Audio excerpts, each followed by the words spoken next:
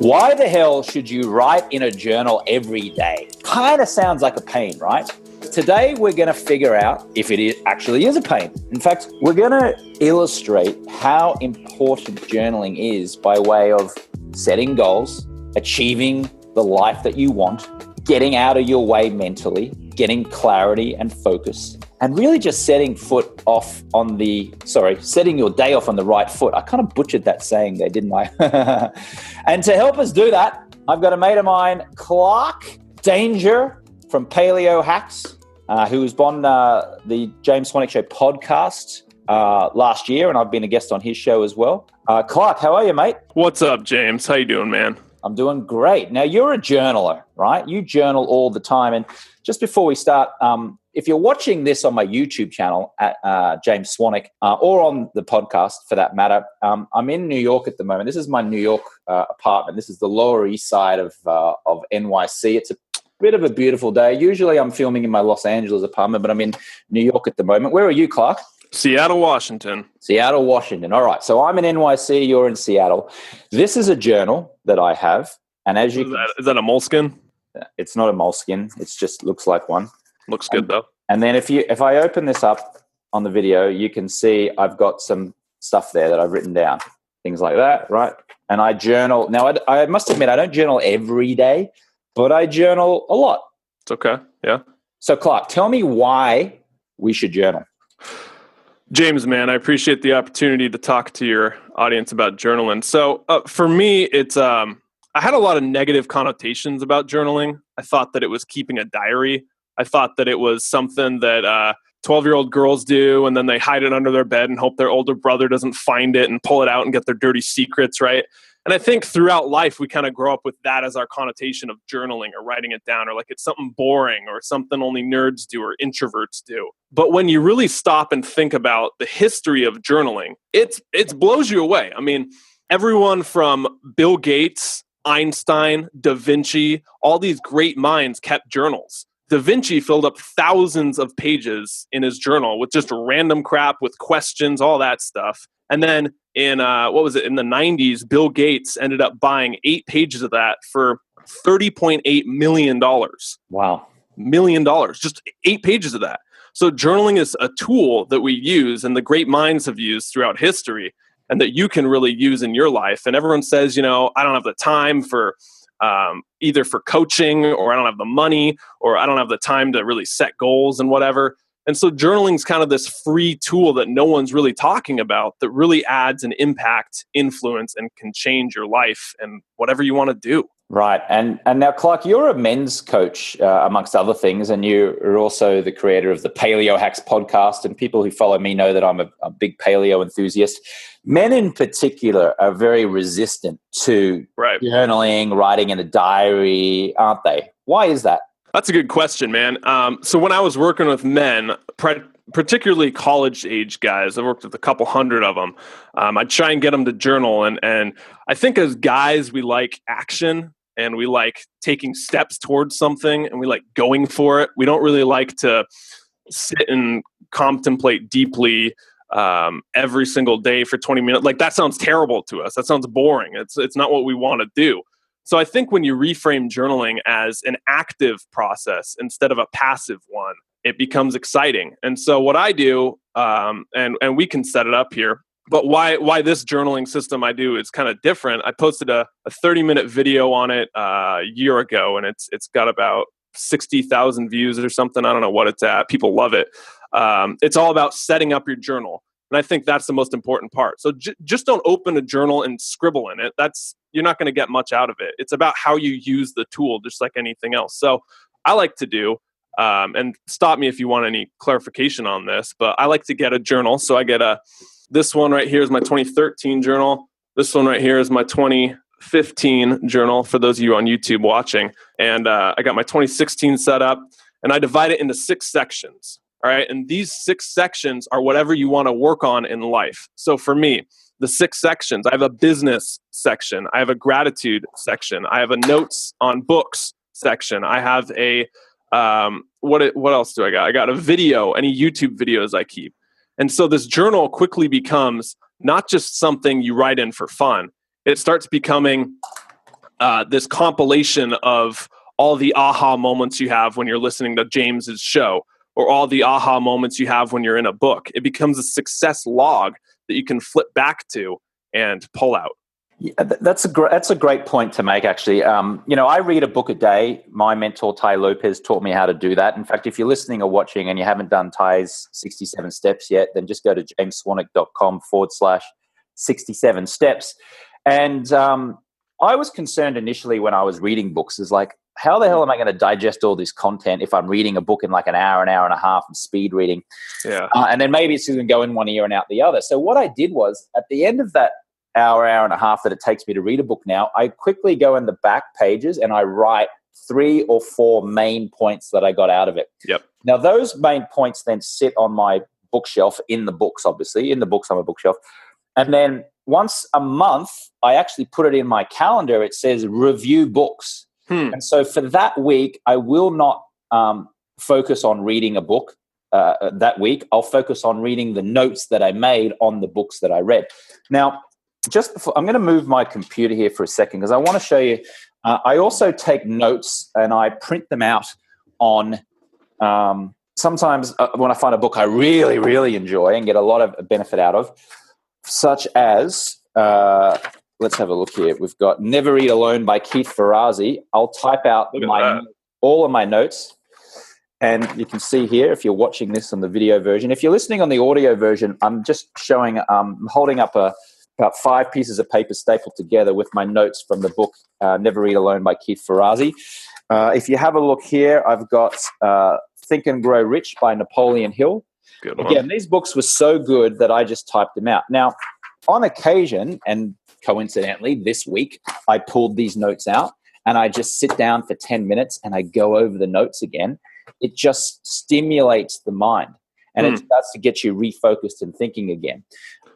That's really an important point too, just to touch on. Like you're talking about writing 4 points of the book in the back, because no one's going to go through the book and reread it every single time they want to remember what it is. That's unnecessary for a lot of books. And I love, I'm sure your listeners have heard, and you've heard, James, about the 80-20 principle, right? That 20% of the book probably holds 80% of the information, and the rest is filler because they have to sell a book. And not that there's some evil plan behind the person writing the book, but even if you ask them, they could probably tell you on an index card what the book is about. Right. And the difference here between, okay, well, if 80-20 principle, why don't I just read James's summary notes? Why don't I just, give me the Think and Grow Rich notes, James? It's because it's not personalized to you. And that's what journaling is all about. It's all about taking your personal insights from these books, what you learned, James, from Think and Grow Rich, not what Clark learned. And that's a disconnect I see with a lot of summaries online or Spark Notes, or I love Brian Johnson's Philosopher's Notes, absolutely love them, devour them. But even with that, a lot of people listening probably know them. Those are his notes. Those aren't your notes. And so what you get out of the book is going to resonate with you. You have an emotional attachment towards it. It's going to sink in and soak into you. Right. It's funny. I read Oprah Winfrey's book, which is called What I Know for Sure. Yeah. And I was given it as a gift. I had a long-time listener send it to me as a gift, which was very nice. And I was kind of thinking, this doesn't look very good. It's a kind of small book. I'm not going to get much out of this. And I read the whole thing. But let me tell you something. There's only one thing that I really remember from that book. And that thing is, never say a bad word about someone else. Try to avoid saying bad things about people. Don't deal in gossip. Just try to avoid saying anything bad about anyone. And I wrote that in the back of that book. And every time I pick up that book and I look at that, I go, that's so right, Oprah Winfrey. And so now when I'm in a conversation with someone and I find myself sort of itching to kind of say something bad about something or someone, I'm just reminded of my handwriting in the back of Oprah Winfrey's book, which says never say a bad word about anyone. And I'm just like, yeah. And most of the time, I'm not going to say that I'm such an angel and perfect that I never say a bad word about someone. But most of the time, when my instinctual feeling is to say something bad, most of the time I won't say it. I'll just go, I'm too strong in mind. Too strong in mind, James. I'm too strong in mind. So this is the power of, first of all, reading books. Second of all, just journaling it down. Like this whole interview we're doing now with Clark Danger is all about the value and importance of journaling. Now, journaling could be writing down for 10, 20, 30 minutes a day, or it could be writing one sentence down in the back of a book that you've just read. Mm-hmm. But there is power in this thing. If you're watching on the video or on YouTube, see this thing? This is called a pen. And there is power when you take this pen and you put it in a book or you write it on a piece of paper that was once a tree, and you literally just go, there is power in the pen. Now, I just scrawled that out. There's power in the pen, right? But now that's reinforcing. It's something is going on in my brain where it's reinforcing the power of those words. It's reinforcing the idea that there is power in the pen. I should write things down. That means I'm going to pay attention to what I listen to and what I write. So that's great too.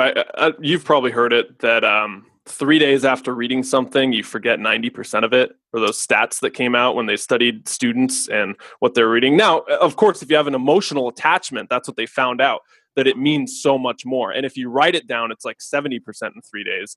And if you talk about it and share it with someone that same day, it shoots down to like 20 or 30%. I got to find that study again. But the point being, when you just read something, you're like, okay, great. When you write it down, you remember it more. But actually the next level, James, is what I'm trying to do. And that is share, if something sticks out to you during the day, if you wrote, there is power in this pen, if you talk about that tonight, that, hey, writing things down in a journal, there's power in that, you're going to remember it so much more because now you have the attachment towards it. Yeah, you know what? They've done studies that show the best way to learn is to teach. So once you learn something, then go and teach someone. I'll tell you how I teach. I talk about it on my podcast. I talk about it on my YouTube channel. I talk about what I learn on my Instagram page at James Swanwick. I talk about it on my blog, jamesswanwick.com. I take what I learn about psychology and habits and I put it in my program, the 30-Day No Alcohol Challenge. I teach it. That's how I keep it in my brain. That's how I learn. I read something, and rather than going, that's interesting, and getting a dopamine release because I've got the information and I feel good, I actually then take that information and I teach it. And when I teach it, it ingrains it in my brain, which means then it becomes a habit. When it becomes a habit, your whole life changes. So, and I talk a lot about habits in my 30-Day No Alcohol Challenge program. So, what did you write in your journal today, Clark? Have you written in your journal yet? Not today. I mean, I try personally, I try not to make a quota because like anything else, if I have a quota, it becomes an obligation, not something I want to do. So I only write when I'm feeling really inspired or I'm feeling fired up. And normally though, I mean, I can, for visual people out there, let me open this guy up. So this might look stressful first off, but the first 2 pages of your journal, this is what I do, a little tip.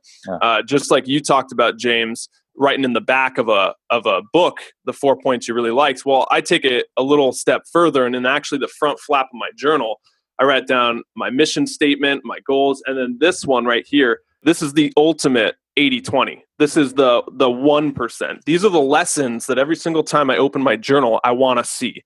Right there, you might have seen 32,850. Mm-hmm. Do you know what that number is, James? Tell me. That is the amount of days you have from 0 to 90 years old.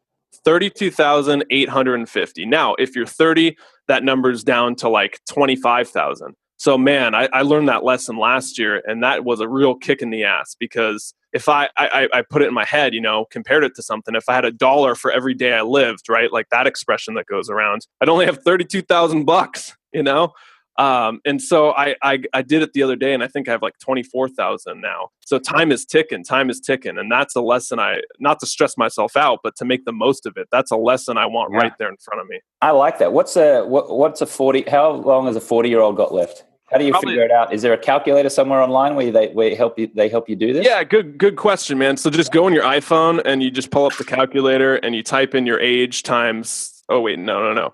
How did I do that? Let me look.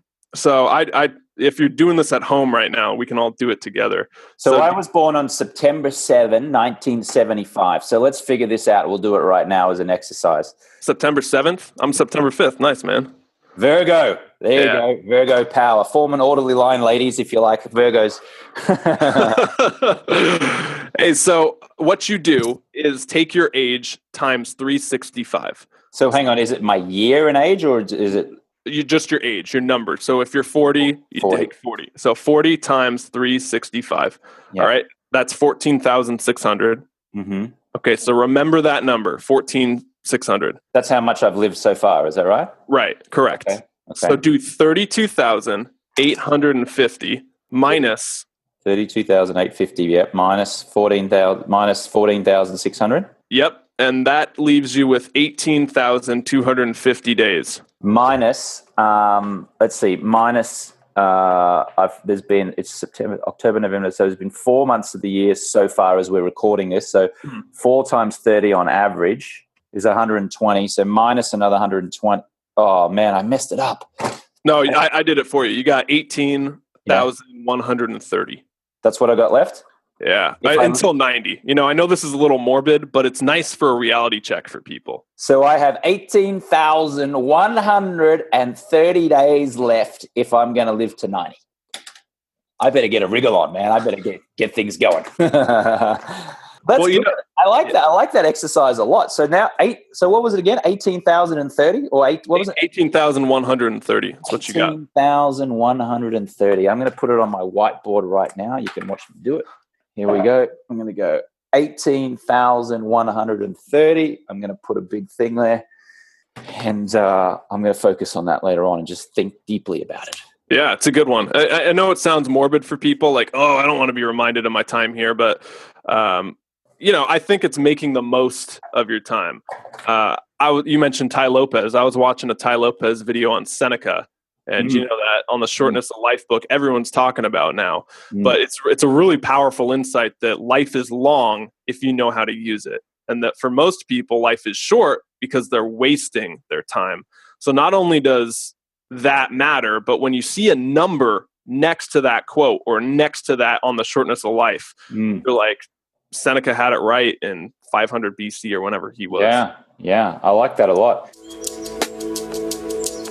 James Swanwick here. Just a quick interruption to share some of the results that folks have been getting inside of our 90-day stop drinking process as it relates to profession, career, and wealth creation. This is Jeff Salzburn from Minnesota who says, I did an additional deal this month. This is Gaetano from Massachusetts. I've increased revenue. Susie Vaughan says, I've generated 20% more leads. Joe Worley from Michigan says, I got a promotion. Tim Steele from Pennsylvania says, I've generated more clients and income. And Russell from Australia says, I've saved thousands. So if progressing in your career, profession, business, growing your wealth is a motivation for you to stop drinking, then I invite you to go to alcoholfreelifestyle.com/Project 90. Check out the details about Project 90 and how we may be able to support you to stop drinking for at least 90 days through our process and really drive your professional life. Okay, back to the show. I've started getting into this daily habit of meditation. I downloaded an app called Headspace, and it's just 10 minutes a day at the moment. So I'm actually been experimenting with this idea of making the first hour of my day the most important in terms of just moving things along on a general level. I fell into the trap in 2015 sometimes, not all the time, but sometimes, of waking up and sort of getting into email and all of a sudden going down a rabbit hole. All that stuff was important to do. It was important stuff that I did in that first hour, but it wasn't as important as if I meditated, read a book, focused, did some journaling, went over my goals, etc. So now I'm just calling it the first hour. So when I wake up now, it's like, okay, the first hour. So from when I wake up, I look at the time, I go, the first hour is my hour. That it means I'm going to journal. That means I'm going to do 10 minutes of meditation. That means I'm going to plan, or I'm going to focus. I'm going to write down my goals. I'm just going to do whatever it is really important for me. And then from that point, I might go to the gym and do exercise because I always do morning exercise.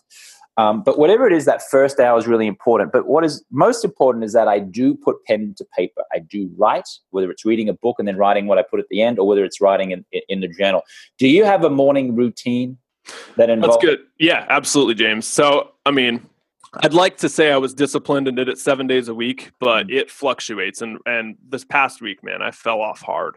So I just want to be honest with everyone. But normally, if in an ideal day, get up before 7, meditate for 5 minutes like yourself, read a book, and then journal. Imagine that. James and I have the same morning routine, and that's not to say we're the best people ever, but there's something to it when Jim Rohn said success leaves clues. And I noticed that everyone I was reading about, great minds, they did that same thing. There was some form of silence in the morning. They got up early and they had some sort of thoughtful process, whether it be journaling or reading or meditating or something like that. And you know what? Sorry to cut you off. This just popped in my head. One thing that I started doing recently from the PaleoX podcast, I had this guy on, he told me about it, is I drink 1 liter of salt water immediately upon waking up. So 1 liter of salt water. So you get pink sea salt and you put it in just a mason jar and you fill it up and you chug that thing. And I noticed that it gives me, and I do that before coffee because I love coffee. I know people have mixed feelings about that. It gives me this insane source of hydration, which I think blunts fatigue and brain fog. And so I think it absolutely does. I mean, I don't even know whether you need the salt. I mean, the salt sounds fine, but I don't think you need it. As long as you're just drinking a ton of water in the morning, it's going to give you a lot more energy in the day. I'll tell you what I'm experimenting with at the moment, Clark. I'm doing very rigid intermittent fasting. So I got a good friend of mine, a guy called Greg O'Gallagher, who has a program called Keno Body, and he talks about the importance of only eating in an 8-hour window and then fasting for 16 hours. And he talks about suppressing your hunger with soda water or coffee. So he'll wake up in the morning and he'll have a cup of coffee and he'll push his first meal of the day back to like 1:30, 2 o'clock in the afternoon.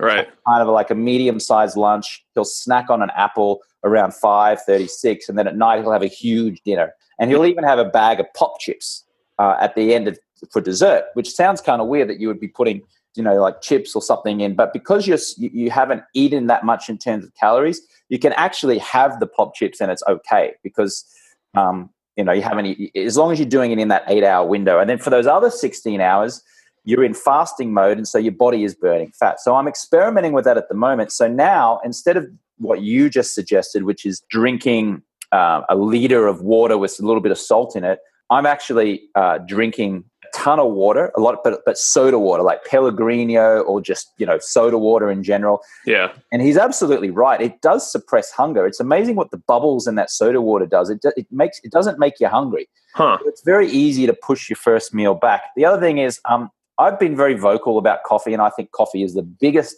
waste of freaking time for people who are going out and buying it at Starbucks and let's just duck in and have a coffee or what. It's just like, it just wastes so much time. Not your thing? But I have, since I got on to Greg O'Gallagher's thing, I have been having a cup of coffee in the morning now to help suppress the thing, just as another experiment. And so far, it's okay. It's pretty good. Today, I went up on the roof of my New York City apartment.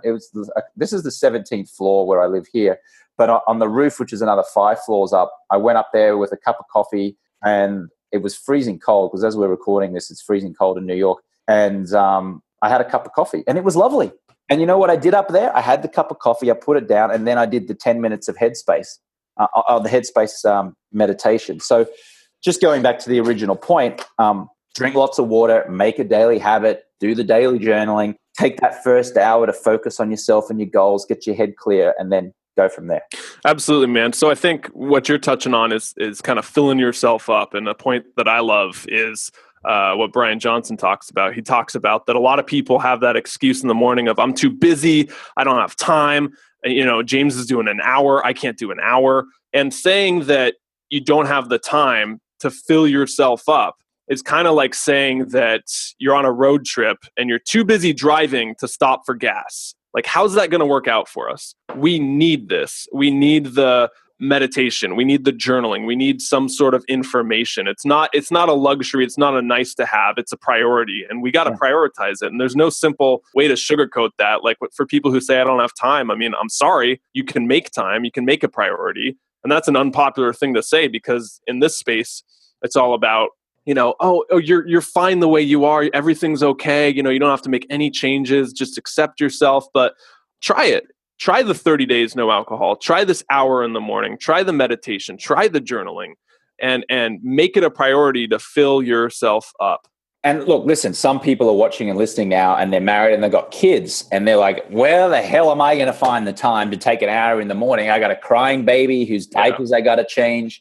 I got kids I got to get to school. It's a madhouse in the morning getting things ready. You know what? I get it. I understand it. But at the same time, let me say this to you in a very harsh way. This is going to come across very mean and very harsh. Boo effing who? Find the time. Make the time. It doesn't have to be first thing in the morning if you literally cannot do it.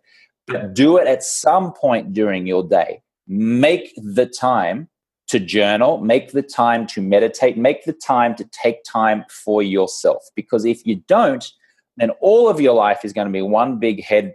I was going to say it's very crude there, but I stopped myself. Everything's going to be a mess. And I know it's hard. But you know what? You want life to be hard because that's what makes the rewards so great. You want it to be hard. Like Ty's always going on about the scene in the Tom Hanks movie about the baseball club. I can't remember what it's called, but it's like you want life to be hard. Like that's what it's all about. Like, and that's what makes the results so good. So it's hard for me, quite frankly, to wake up in the morning and go, shit, I got to do 10 minutes of meditation. It's just 10 minutes. But for me, it's like a struggle. But I do it, and at the end of it, I feel great because of it. Man, that was important. What did you say? It's hard, but that's why it makes life great. How did you said it? You said it really well. I like the way you put it. Yeah, I don't have it memorized perfectly, but it was along the lines of you want life to be hard because that's what makes the results so rewarding. Yes, that was it. That's tweetable. Good job. There you go. Tweetable. Retweet this. Can I give one more analogy? Please do. So I just talked about this on my latest YouTube video. Something that really stuck with me when I boarded an airplane. A lot of people, they might have heard this, but when the flight attendant's up there, she's given her demonstration. She's teaching you how to put on the seatbelt. She's telling you about the emergency exits. She's telling you, don't do this, put the tray up, all that stuff. And then she gets to the oxygen mask and she's putting it on. She looks ridiculous. And 5 people are watching because everyone's on their phone. She says, in case of an emergency, put your mask on first before assisting other people. Put your mask on first. And the reason is because when we're 30,000 feet in the air and the cabin rips open, I looked it up. You got about 10 to 15 seconds before you pass out due to lack of oxygen. So if you pass out, if the cabin's ripped open, you're passing out because you don't have your mask on, you didn't put it on first. You can't help other people put theirs on. So we have this idea that, prioritizing myself over my kids or prioritizing taking an hour over my relationship. Like, I hear you. It's busy. I know. But ultimately, if you don't put your mask on first, you can't assist other people. And it's just something we have to do. So that always stuck with me. And it's something I like to bring up because I think it's important. Take care of yourself first, then you can take care of others. Great point there from Clark Danger. Clark, right, where do we find you? Where does our listener and viewer find more about you, Clark? Awesome. I'm mostly on YouTube now. That's my home. You just go to YouTube, search Clark Danger. It should pop up. And then if you want to get a hold of me, you can reach me at clark@clarkdanger.com. And Clark does not have an E on the end of it, right? It's CLARK. That's right. Yeah. All right, cool. Now, listen, if you're listening or watching this and you want to tweet something about this, just find something that you enjoyed, an action step, and tweet it. Put me in there at James Swanwick, at Clark Danger, right? Dangerous. I don't know who has Danger. He's a weird dude. What are you? At OUS. Danger, OUS. Okay. So Are you at Clark Dangerous? Yes. Dangerous. I like it. It's very cool. Yeah, watch out. Very cool. Watch out. Look out. So put us both in there. Say great episode, guys, or thanks, Clark Dangerous, and at James Swanwick. And just put that out on Twitter. Make sure you follow me on Instagram at James Swanwick, 30-Day No Alcohol Challenge, 30daynoalcoholchallenge.com. If you want to learn more about my blue blocking glasses, the Swannies, which sold out in its first run, go to swanwicksleep.com. Or if you go there, you can see the blue blocking glasses that my brother and I created, which help you sleep at night. You wear them, that blocks the blue light from your computer, from your cell phone. You wear them an hour and a half before you go to sleep. You'll fall asleep quicker, fall asleep deep, have deeper sleep, and you'll feel much better in the morning. Clark, I've really enjoyed this, buddy. Yeah, that was fun, man. It was spontaneous. And look for James's appearance on my show, too, on YouTube at Clark Danger. We're talking about his 30-day no alcohol challenge. So be sure you watch that because we just did it like 10 minutes ago, and it was awesome. Yeah, thanks, man. And Clark is actually taking his own 30-day no alcohol challenge at the moment. As we're recording this, you're on about day 4. How's it going so far, Clark? It's great, man. I love it. I mean, stuff you talk about all the time with the mental clarity, the energy. Sleep is the biggest one for me. And it's something I do every January. So I was stoked to find when you're talking about it as well. And you created a program and everything. That's really cool because it's important. Cool. I love it. All right. Clark Danger, thanks very much. Thank you to you watching on YouTube. Thank you to you listening on the podcast. Thank you for you wherever you're watching this at whatever time in your life. Make sure you journal. Make sure you keep moving forward. Take action. Get it done. Thanks, Clark. Hey, thanks, James. Hi there, this is James Swanwick. Thank you so much for listening to the show. I would be so grateful if you would leave a review. That will help us climb the rankings and get our show exposed to so many more people who could really benefit from the content. You can do that by going into Apple Podcasts, rating the show, writing a little 1-sentence summary, and posting it. That would be so amazing. Thank you. Likewise, if you would like to schedule a 15-minute exploratory call and apply for our Project 90 program, then you can do so by going to alcoholfreelifestyle.com/project90. If you'd like to get the free guide, that is the Alcohol Freedom Formula Guide, you can go to alcoholfreelifestyle.com/guide. Our YouTube channel is at alcoholfreelifestyle.com/YouTube. You can follow me on Instagram and TikTok at James Swanwick. Thank you so much for listening. We so appreciate you, and we'll catch you on the next one.